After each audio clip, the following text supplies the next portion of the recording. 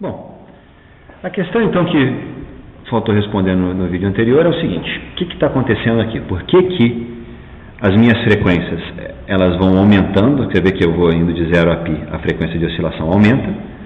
Agora, quando eu chego em π, continua aumentando o ômega, a minha frequência de oscilação diminui.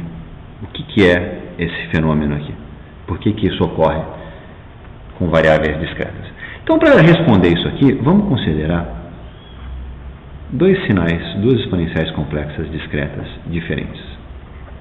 E elevado a j ômega 1n e x2 de n igual a e elevado a j ômega 2n. Tá? E vamos imaginar, principalmente, e aqui que está a coisa interessante, que o ômega 1 é igual ao ômega 2 mais 2π. Vamos imaginar que eu tenha dois sinais discretos separados, cujas frequências, duas exponenciais complexas discretas, cujas frequências estão separadas por 2π. Tá? Se isso for verdade, olha só que interessante o que acontece com o x1 de n.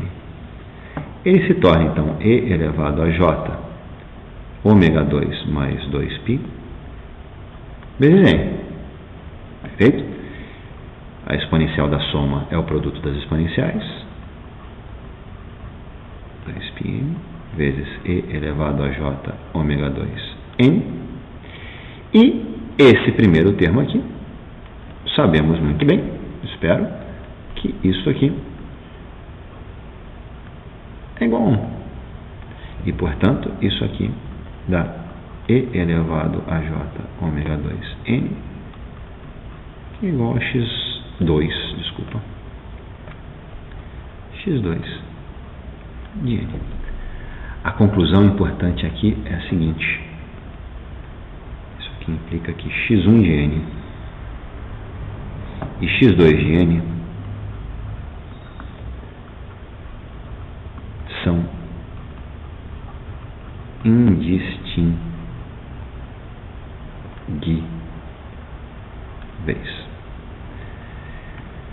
Então a conclusão mais geral do que isso é a seguinte: exponenciais complexas,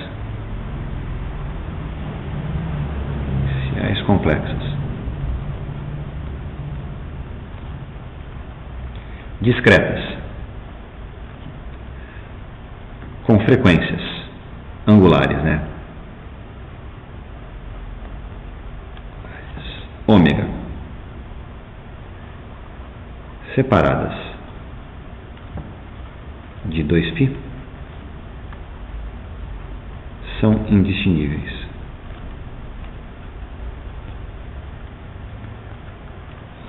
Bom, o e daí disso, por que eu acho isso tão fascinante, é que esse fato é que vai dizer para a gente que a gente tem que amostrar um CD 44.100 vezes por segundo. Tá? Isso muito mais para frente a gente vai ver isso, mas a importância disso é brutal. O fato de que essas frequências separadas de 2π são indistinguíveis é brutal. Tá?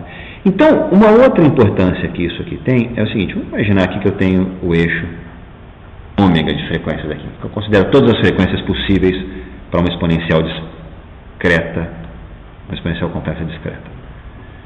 Ômega 0 ali, deixa eu tirar esse 2π daqui, eu vou botar ele um pouquinho mais longe, que eu quero fazer uma outra coisa. Isso aqui é o 2π,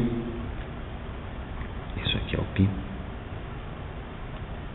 isso aqui é igual a menos π. Uma consequência desse fato é que eu só preciso me preocupar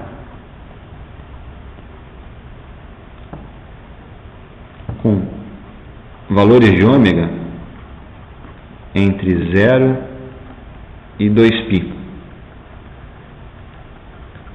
ou entre menos π e π. O resto é repetição. Isso tem um pouco a ver com aquela questão de extensão complexa que eu falei para vocês lá atrás, mas basicamente, olha só, vamos imaginar que eu conheço isso aqui.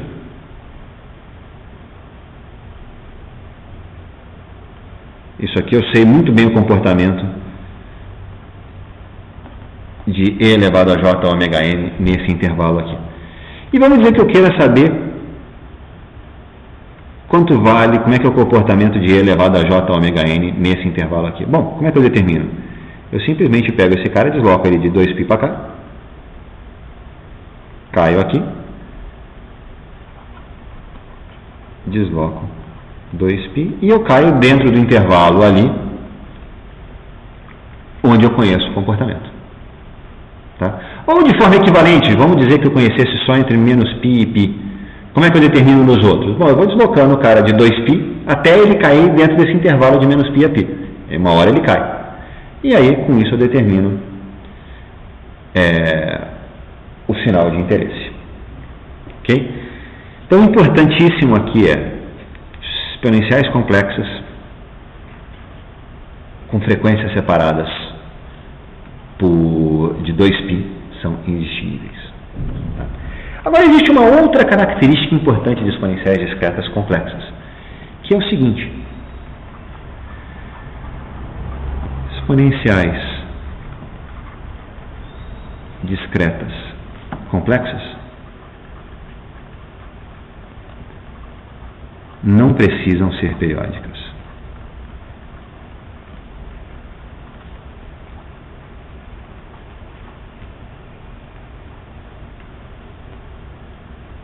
Mas isso eu vou falar na próxima aula. Vou começar uma